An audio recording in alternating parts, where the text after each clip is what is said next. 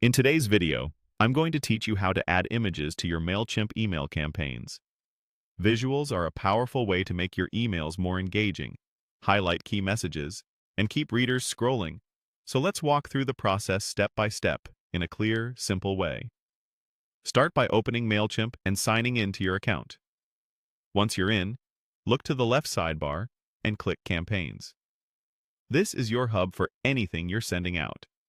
From here, you can click Create Campaign to start something new, or open an existing campaign if you're updating a draft you've already started. Either way works, so choose what fits your workflow today. Inside the campaign editor, click Design Email. This takes you to the layout stage, where you actually build the content of your message. You'll be prompted to select a template or choose Start from Scratch. Templates can speed things up with ready-made sections, while starting from scratch gives you total control over the layout. In the Content Blocks panel, you'll see an image block. Drag that image block to the exact spot in your email where you want the visual to appear. Think about placement here.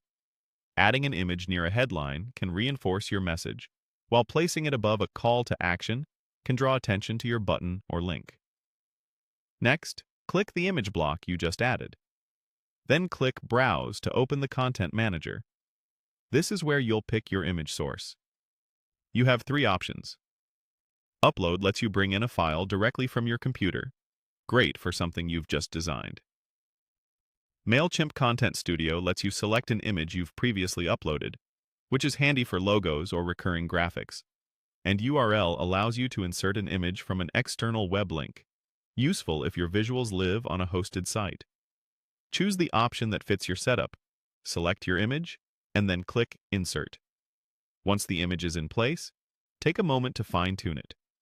Adjust the size to ensure it looks crisp without overwhelming the layout, set the alignment to match the surrounding text, and, if it supports your goal, add a link so clicking the image takes readers to a landing page or product.